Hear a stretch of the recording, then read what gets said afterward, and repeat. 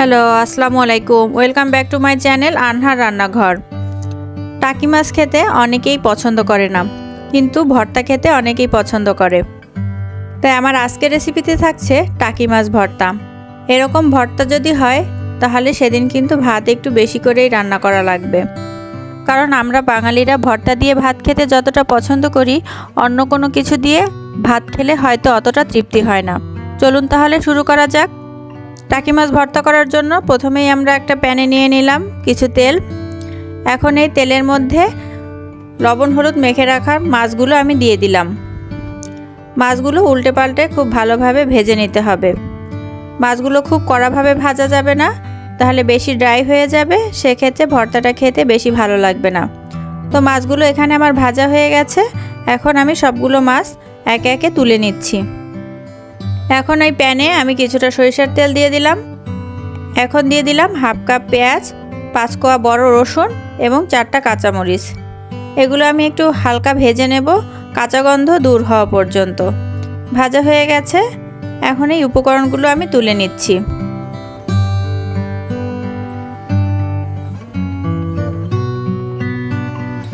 এখন এই পাটায় পেঁয়াজ রসুন আর কাঁচামরিচ ভালোভাবে বেটে নেব।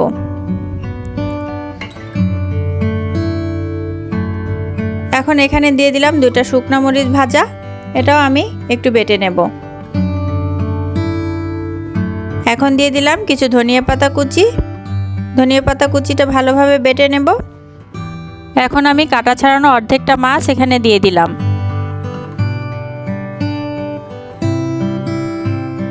এখন মাছ আর সব উপকরণগুলো আমি ভালো করে মেখে নেব।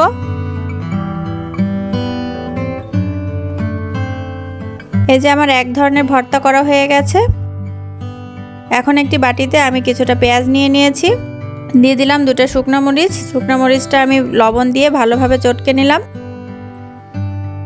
এখন দিয়ে দিচ্ছি কিছু কাঁচা মরিচ, এগুলো ভালোভাবে মাখিয়ে নিলাম। এখন আমি এখানে দিয়ে দিলাম 1 টেবিল চামচ সরিষার তেল। এই সব উপকরণগুলো এখন আমি ভালোভাবে মাখিয়ে নেব। আর এই মাখানোটা যতটা ভালো হবে, ভর্তাটা খেতে তত বেশি টেস্টি হবে। কাটা ছাড়ানো বাকি অর্ধেকটা মাছ এখানে আমি দিয়ে দিলাম।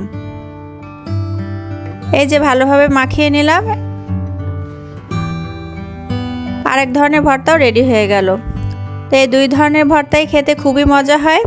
আপনারা বাসায় অবশ্যই ট্রাই করে দেখবেন। আশা করছি আপনাদের ভালো লাগবে। আর ভালো লাগলে আমার চ্যানেলটি সাবস্ক্রাইব করে আমার পাশেই থাকবেন। সবাই ভালো থাকবেন। আল্লাহ হাফেজ।